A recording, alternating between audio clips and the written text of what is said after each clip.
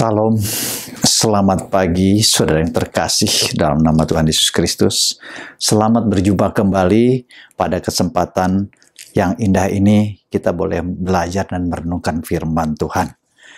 Firman Tuhan yang akan memberi kekuatan dan penghiburan bagi kita semua.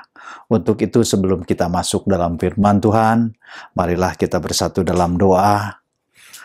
Kita berdoa. Dalam nama Bapa, Putra, dan Roh Kudus. Kasih karunia dan damai sejahtera menyertai kita sekalian sampai selama-lamanya. Tuhan Allah Bapa kami dalam sorga, kembali kami mengucap syukur Bapa, kalau pada pagi hari ini Engkau persatukan kembali kepada kami semua untuk kami dapat melakukan ibadah bersama-sama, walaupun masih melalui online atau YouTube yang kami adakan. Kami percaya Tuhan turut campur tangan di dalam setiap kami, terutama setiap jemaat Kanaan yang mendengarkannya bersatu dalam persekutuan dalam ibadah ini. Terima kasih Bapa, biarlah Engkau kuduskan dan sucikan kami agar kami layak di hadapan-Mu untuk kami dapat membawa korban puji-pujian, korban syukur, korban pengagungan kepadamu, serta untuk mendengarkan sebagian dari firman-Mu untuk kami dapat belajar dan merenungkan. Karena firman itu adalah kekuatan bagi kehidupan kami hari lepas hari. Terima kasih Bapa, biarlah semua ini kami serahkan ke dalam tangan-Mu dari awal sampai dengan akhirnya. Kami serahkan ke dalam tangan-Mu saja. Kami percaya ada kuasa Tuhan di dalam setiap kami. Pakai hamba-Mu yang tidak ada apa-apanya Tuhan, hingga menjadi berkat dan kebesaran nama-Mu saja. Kalau ada roh-roh yang bukan daripada-Mu, kami percaya ditangking dalam nama Tuhan Yesus, keluar dari ruangan kami, bahkan dari ruangan hati kami. Terima kasih Bapa, biarlah semua ini kami serahkan ke dalam tangan-Mu, dan kami membukanya hanya di dalam nama Tuhan Yesus Kristus. Haleluya. Amin.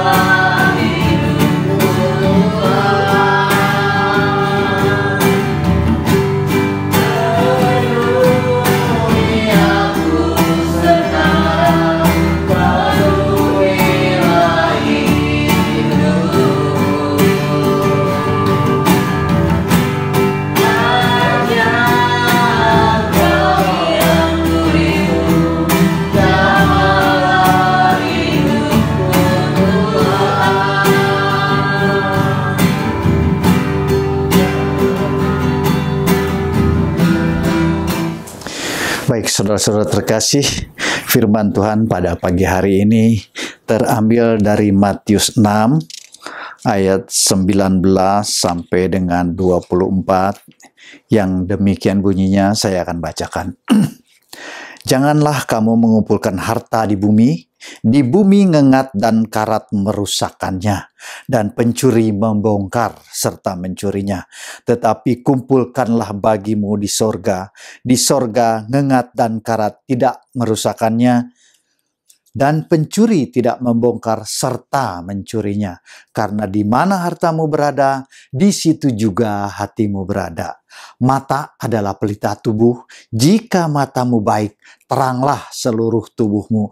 Jika matamu jahat, gelaplah seluruh tubuhmu. Jadi, jika terang yang ada padamu gelap, betapa gelapnya kegelapan itu. Tak seorang pun dapat mengabdi kepada dua tuan, karena jika demikian, ia akan membenci yang seorang dan mengasihi yang lain. Atau ia akan setia kepada yang seorang dan tidak mengindahkan yang lain. Kamu tidak dapat mengabdi kepada Allah dan kepada Mamon. Terima kasih, Tuhan memberkati.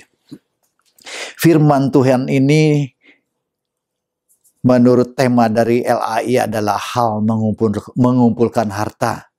Tetapi saya beri tema yang lain. Kita melihat dari sudut pandang yang lain firman Tuhan ini. Saya beri tema bagaimana sikap hati kita terhadap firman yang kita telah dengarkan.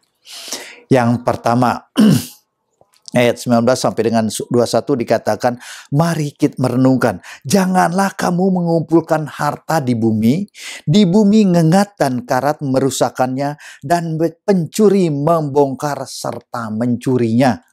Tetapi kumpulkanlah bagimu di harta di sorga ngengat dan karat tidak merusakkannya, dan pencuri tidak membongkarnya serta mencurinya.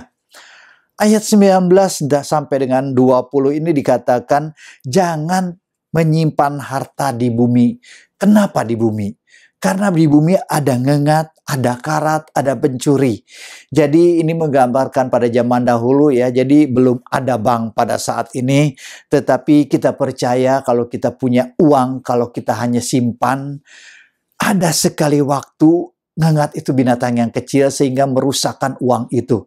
Bisa sobek-sobek atau bisa menjadi rapuh gara-gara ngengat dimakan ya, seperti alat binatang yang merusak itu ngengat. Sehingga uang itu kalau misalnya uang atau bentuk apa lain harta bisa rusak. Dan karat. Kalau ngengat binatangnya kecil, kalau karat itu udara atau cuaca. Memang cuaca dan udara di bumi ini tidak ada yang pasti. Kadang-kadang udara menjadi dingin, kadang-kadang udara menjadi panas. Nah, itu membuat suatu alat, bukan saja uang, semua akan menjadi rusak karena cuaca, karena perubahan cuaca. Itu membuat gampang rusak, gampang rapuh ya. Semua alat-alat seperti itu di bumi. Karena apakah dikatakan oleh Tuhan, jangan mengumpulkan harta di bumi. Dikatakan ada ngengat, ada karat, bahkan ada mencuri yang akan mencuri. Bahkan bukan mencuri aja, dia merusak. Sebelum pencuri masuk, dia akan merusak. Karena pencuri datang dengan tiba-tiba, di mana kita lengah, dia akan mencuri. Di ayat 20 dikatakan, tetapi kumpulkanlah bagimu harta di sorga. Di sorga ngengat dan karat tidak merusakkannya, dan pencuri tidak membongkar serta mencurinya. Kembali kita diingatkan oleh Tuhan, jangan mencari harta hanya untuk dunia, tetapi boleh mencari harta tetapi untuk kita simpan di sorga. Artinya apa? Kita tidak tergantung dengan harta tersebut. Karena apa? Kita memang hanya dicukupkan oleh Tuhan, karena anak-anak Tuhan kita hanya minta kecukupan dari Tuhan. Bahkan Tuhan akan memberikan kelebihan.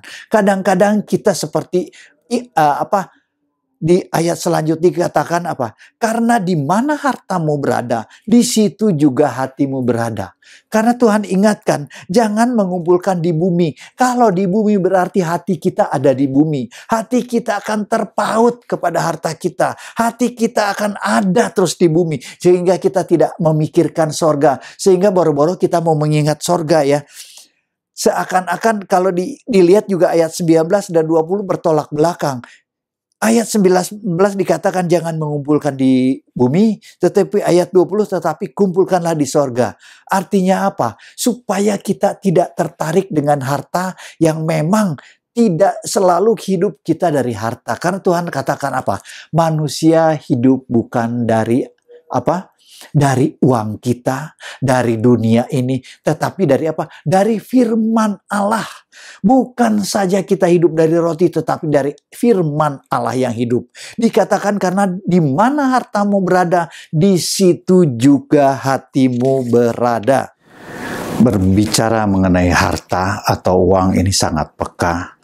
Sehingga firman Tuhan pun mengatakan, karena di mana hartamu berada, di situ juga hatimu berada. Nah, ini kita diingatkan oleh Tuhan bahwa setiap kita tidak selalu memikirkan harta, tetapi biarlah kita belajar merenungkan untuk kita lebih kepada pengenalan yang lebih dalam kepada Tuhan. Karena berbicara mengenai uang itu sangat peka dan sangat banyak terjadi perpecahan karena uang. Di dalam organisasi, di dalam bergereja, mengenai firman, mengenai uang itu sangat peka, sehingga kadang-kadang membuat suatu perbedaan pendapat, bahkan menjadi perpecahan di dalam mengelola soal keuangan. Kita baca dalam 1 Timotius 6 ayat yang ke-10. 1 Timotius 6 ayat yang ke-10 yang demikian bunyinya. Karena akar segala kejahatan ialah cinta uang. Sebab oleh memburu uanglah beberapa orang telah menyimpang dari iman dan menyiksa dirinya dengan berbagai-bagai duka. Puji Tuhan. Firman ini mengingatkan kepada kita sekalian bahwa kita kalau mencintai uang, kita tidak dapat mencintai Allah lagi. Karena apa? Hati kita terpaut kepada uang. Hati kita terpaut kepada harta. Memang melalui firman Tuhan ini kita diingatkan. Tetapi biarlah kita jangan selalu mengingat akan uang atau harta yang selalu membuat kita akan cinta akan uang. Tetapi kita lebih mementingkan Tuhan. Di dalam beberapa gereja pun kita dengar ya, dari beberapa gereja, karena terjadi soal keuangan, soal uang, soal harta, soal pembagian atau saya nggak tahu apalagi, itu menjadi perpecah, menjadi bubar ya. Karena keadaan, karena uang itu. Kita baca di dalam 2 Korintus 4 yang ke-18. Sebab kami tidak memperhatikan yang kelihatan, melainkan yang tak kelihatan. Karena yang kelihatan adalah sementara, sedangkan yang tak kelihatan adalah kekal. Benar seperti firman Tuhan. Memang uang yang kelihatan, yang kadang-kadang menggiurkan kita, membuat kita lupa. Sehingga apa? Itu adalah hal yang sementara. Uang yang kelihatan itu sementara. Akan ada habis, akan ada waktunya di mana uang itu membuat kita melupakan akan Tuhan kita. Seperti firman yang tadi katakan. Jadi melalui firman ini kita diingatkan, ditegur bahwa marilah kita pikirkan hal-hal yang rohani, karena semua yang jasmani adalah sementara.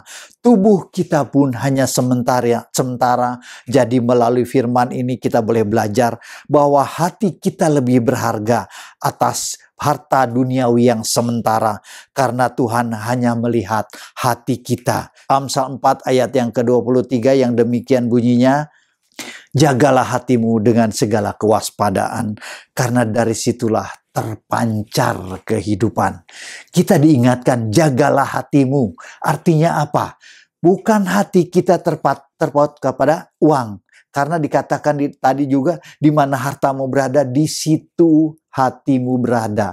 Artinya apa? Ya, Amsal ingatkan kembali kepada kita, jagalah hatimu dengan segala kewaspadaan, supaya hati kita tidak terpaut, tidak memikirkan hanya uang, hanya harta, hanya semua ketertarikan dunia ini yang sementara. Karena kita tidak menjadi waspada dan kita akan meninggalkan Tuhan. Karena apa? Kita hanya mengingat akan harta dan uang yang ada di dalam dunia ini. Yang kedua, Yang kedua adalah ayat 22 sampai 23 yang demikian bunyinya, mata adalah pelita tubuh, jika matamu baik, teranglah seluruh tubuhmu, jika matamu jahat, gelaplah seluruh tubuhmu. Jadi jika terang yang ada padamu gelap, betapa gelapnya kegelapan ini. Mata adalah pelita tubuh dikatakan. Mata adalah satu panca indera kita, salah satu panca indera kita. Apa yang dilihat oleh mata kita itu mempengaruhi seluruh kehidupan kita. Jadi apa yang dilihat oleh mata kita dipengaruhi oleh apa? Oleh pikiran dan hati kita. Mata kita tidak dapat melihat sesuatu apa yang di depan kita dengan mengatakan ini baik, ini jahat. Tidak, saudara. Mata kita hanya melihat apa yang terjadi di depan kita. Sehingga pikiran dan hati kita akan membawa kita kepada kebaikan atau kepada kejahatan. Nah, itu seperti memilih kita. Tetapi itu jadi apa? Mata yang kita pakai untuk melihat mempengaruhi pandangan kita, mempengaruhi hati dan pikiran kita, mempengaruhi mata kita, apa yang dilihat oleh mata kita. Sehingga mata ini membuat apa? Kalau memang positif yang kita lihat menjadi apa? Tubuh kita menjadi terang. Kalau kita melihat sesuatu yang baik menjadi terang seluruh kehidupan kita. Apa yang kita lihat, apa yang di depan kita dengan apa yang kita lihat dipengaruhi oleh pikiran kita dengan membuat sesuatu menjadi negatif dan menjadi gelap hidup kita. Bilangan 13 ayat 30 dan 31 saya bacakan. Kemudian Kaleb mencoba menenteramkan hati bangsa itu di hadapan Musa, katanya, "Tidak, kita akan maju dan menduduki negeri itu sebab kita pasti akan mengalahkannya." Tetapi orang-orang yang pergi ke sana bersama dengan dia berkata, "Kita tidak dapat maju menyerang bangsa itu karena mereka lebih kuat daripada kita." Dari firman yang kita baca, kita tahu ceritanya ya. Musa menyuruh ke-12 pengintai untuk melihat tanah Kanaan. Yosua dan Kaleb di antara ke-12 orang itu memandang secara positif. Apa yang dilihat? Dia katakan, kalau Tuhan telah memberikan negeri ini, kita akan merebutnya. Bahkan kita akan menelannya bangsa ini.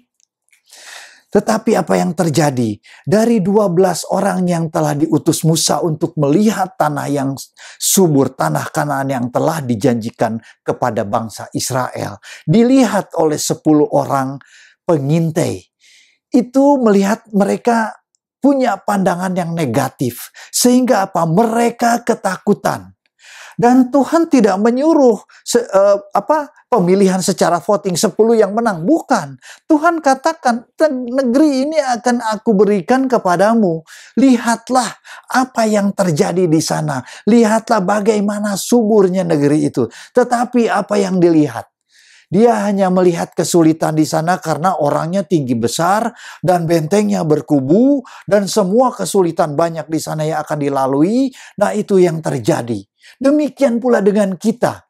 Kalau kita melihat sesuatu, pandangan mata kita melihat sesuatu hal yang negatif menjadi negatif. Asal hati dan pikiran kita dipengaruhi oleh hal-hal yang negatif akan membuat kita takut, akan membuat kita khawatir.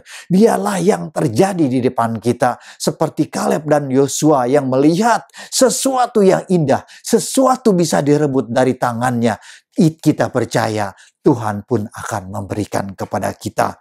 Nah, dari cerita ini kita lihat ya, bahwa bangsa Israel begitu ketakutannya untuk merebut tanah perjanjian. Bahwa apa yang telah difirmankan yang sudah pasti akan digenapi. Tuhan sudah memberikan negeri itu kepadanya. Tetapi karena apa?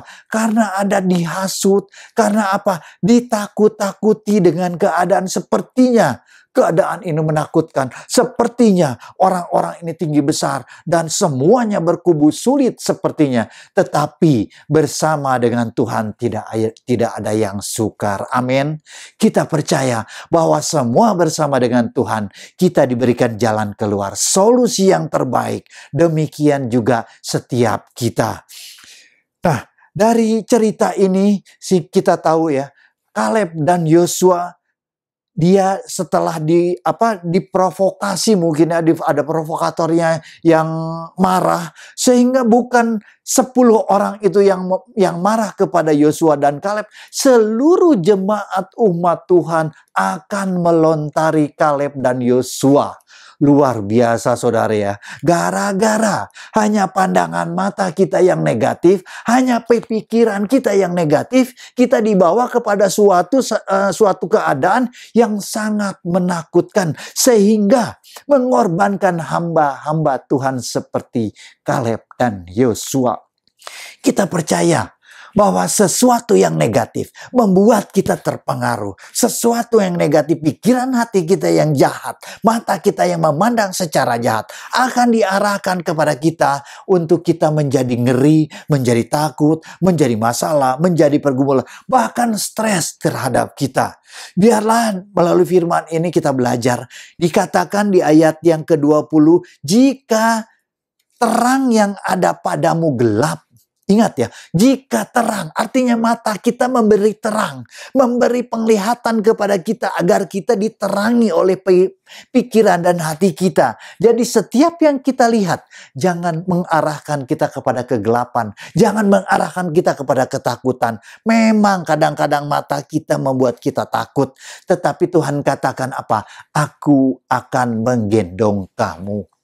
Aku akan membawa di tangan kananku. Hamba-hambaku adalah ada di tangan kananku.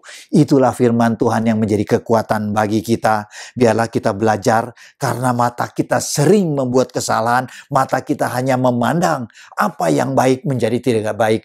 Apa yang tidak baik menjadi baik. Kadang-kadang terbalik-balik. Tetapi biarlah kita melihat sesuatu itu dengan apa pandangan mata Tuhan. Dengan hati yang terpaut kepada Tuhan. Dengan pikiran yang ada bersama dengan pikiran Tuhan, sehingga kita dapat melihat sesuatu hal dengan suatu yang positif, sehingga membangun iman percaya kita kepada hal-hal yang lebih baik lagi. Sehingga firman Tuhan dikatakan, terang yang ada padamu bukan menjadi gelap, tetapi terang yang ada pada kita menjadi bawah terang, sehingga seluruh tubuh kita menjadi terang. Seluruh keadaan tubuh kita menjadi terang. Nah, gara-gara 10 orang ini yang melihat negatif terhadap negeri yang telah dijanjikan Tuhan, berapa tahun bangsa Israel harus berputar-putar di padang gurun.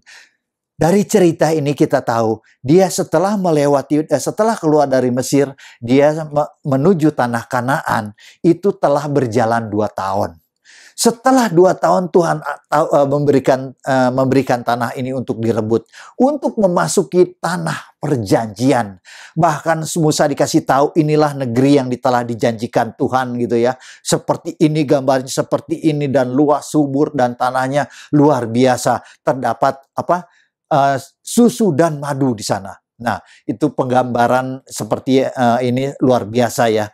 Nah, tetapi gara-gara 10 orang pengintai yang akan melempari Kaleb dan Yosua, yang tidak percaya dengan Tuhan, yang selalu mempunyai pikiran dan kehendaknya sendiri, bukan sesuai dengan firman Tuhan, sehingga Tuhan menghukum berapa tahun? 38 tahun berputar-putar di padang gurun. Padahal kalau menurut penyelidikan sekarang, perjalanan itu 1 minggu sampai mungkin ya hanya beberapa bulan saja kalau berjalan dengan pelan-pelan ya. Tetapi ini 38 tahun berputar-putar di padang gurun. Karena apa? Karena hatinya terpaut bukan kepada Tuhan. Karena apa? Karena mata pandangannya selalu terhalang untuk melihat hal-hal yang baik. Biarlah kita belajar, kita memandang hati dan pikiran kita supaya terus ada dalam kuasa Tuhan, melekat terus kepada Tuhan, menempel terus kepada pokok anggur yang benar. Baiklah, yang ketiga atau yang terakhir saya bacakan ayat yang ke-24.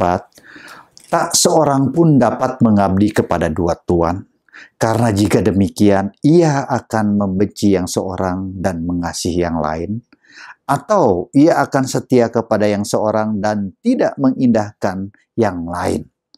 Kamu tidak dapat mengabdi kepada Allah dan kepada Mamon. Saya ulangi, kamu tidak dapat mengabdi kepada Allah dan kepada Mamon. Dari firman ini seakan-akan Mamon dan Allah disejajarkan. Tentu ada hal yang menarik ya buat kita bahas. Kata mamon adalah kata dari bahasa Aram yang artinya mamona. Mamona adalah harta atau kekayaan, tetapi menurut orang bangsa Assyria itu mamon itu adalah dewa uang ya. Nah, terus pemakaian mamon itu sehingga dipakai di dalam Matius ini diibaratkan uang jadinya, Allah dengan uang. Kenapa dijelaskan disejajarkan Allah dengan uang? Dan dikatakan penjelasannya, tak seorang pun dapat mengabdi kepada dua tuan. Sebetulnya ini menggambarkan pada saat pada saat di dalam perjanjian baru masih ada penjualan budak-budak gitu ya. Jadi budak itu kalau dijual kepada satu tuan, dia hanya boleh bekerja hanya pada satu tuan itu. Sehingga dia tidak mungkin mengabdi kepada dua tuan. Kalau sekarang mungkin perbedaannya sangat jauh sekali karena memang banyak yang bekerja dengan beberapa tuan, bukan satu tuan, bahkan dua tuan. Karena bisa bekerja secara online, bisa bekerja di rumah, dan bisa bekerja hanya via laptop saja ya. Dan itu perkembangannya sekarang menjadi cepat ya, sungguh sangat cepat. Nah, di sini diingatkan bahwa pada saat itu kamu tidak dapat mengabdi kepada Allah dan kepada pamon. Ini perumpamaan yang luar biasa buat kita pelajari. Ini menjelaskan kepada kita bahwa hanya punya satu tuan. Jadi apabila satu orang mengasihi yang lain, pasti dia tidak mengindahkan. Jadi yang satu tidak akan membenci yang lain. Jadi mengasihi yang satu dan mengasihi yang lain. Kita lagi bahkan memikirkan lebih lagi karena apa? Kalau pada saat ini harta atau uang yang ada pada kita kadang-kadang melebihi segalanya. Seperti dikatakan tadi, kamu tidak dapat mengabdi kepada Allah dan kepada mamon. Kenapa dikatakan seperti itu? Seakan-akan saat sejajar sama Allah dan mamon. Padahal jauh sekali. Kenapa terjadi seperti ini? Perumpamaan ini menjelaskan kepada kita bahwa kita dan uang kita kadang-kadang ini yang menjadi perbedaan, membedakan kita. Kenapa? Kepercayaan Allah kepada Allah kita terganggu. Karena apa?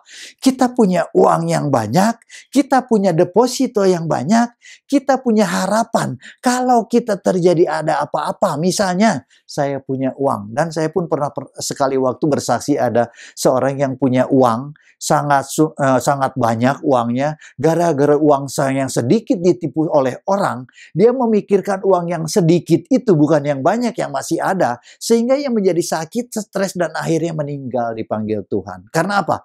Karena dia stres. Karena dia memikirkan apa? Nah, itu memikirkan mamon. Nah, Tuhan katakan apa? Kamu tidak dapat mengabdi kepada Allah dan kepada mamon.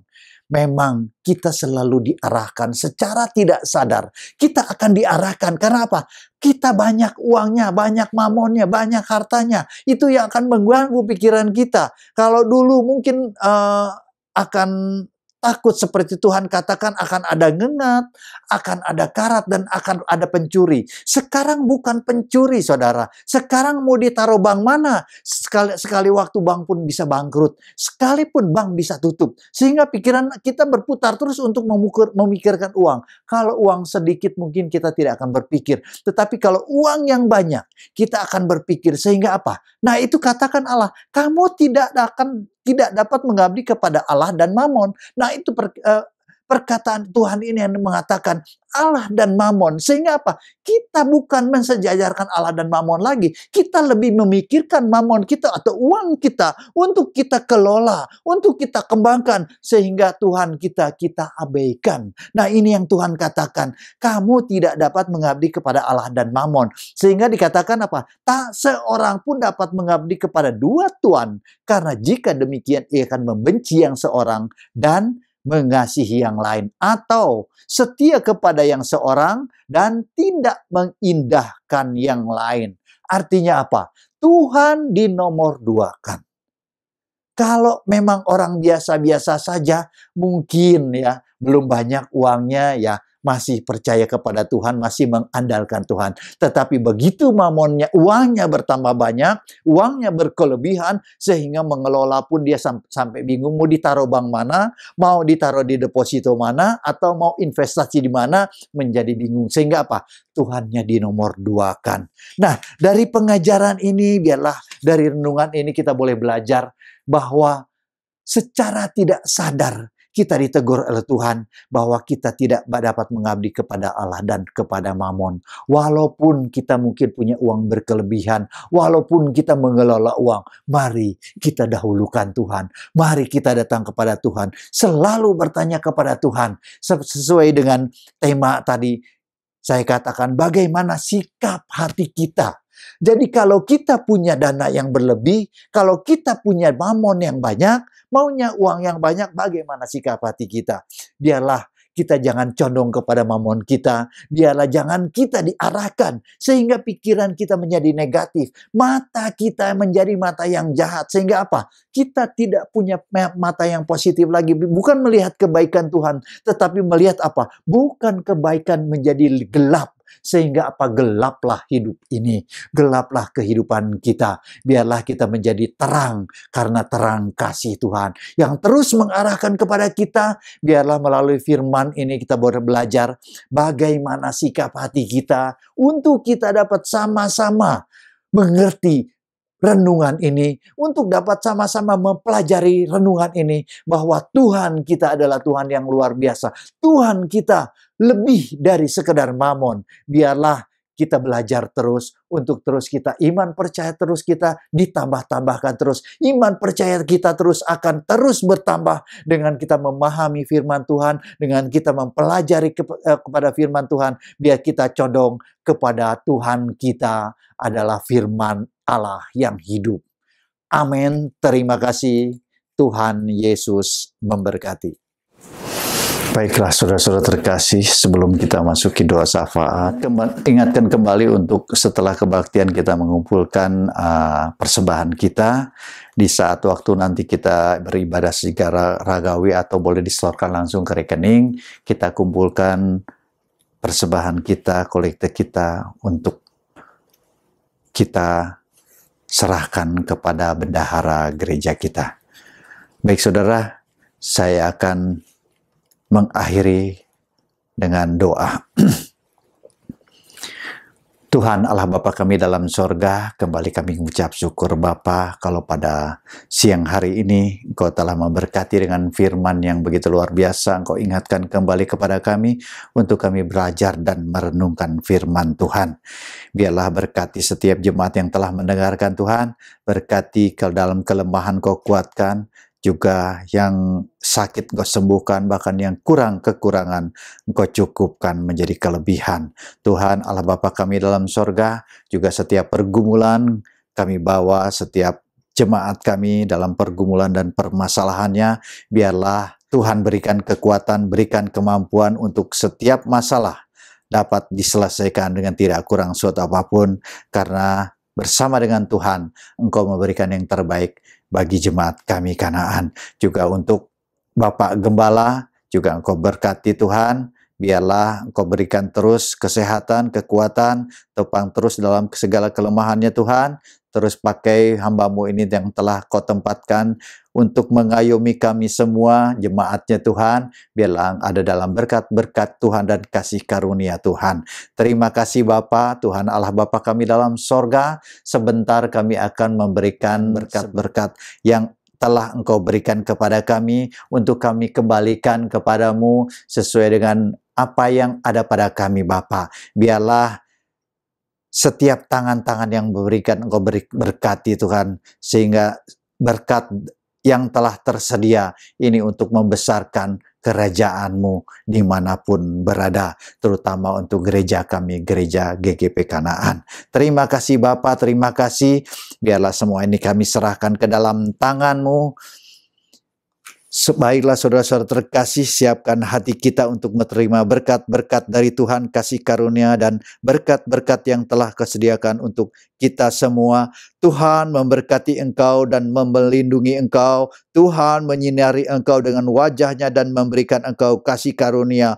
Tuhan menghadapkan wajahnya kepadamu dan memberikan engkau damai sejahtera. Amin. Tuhan Yesus memberkati. Ibadah telah selesai.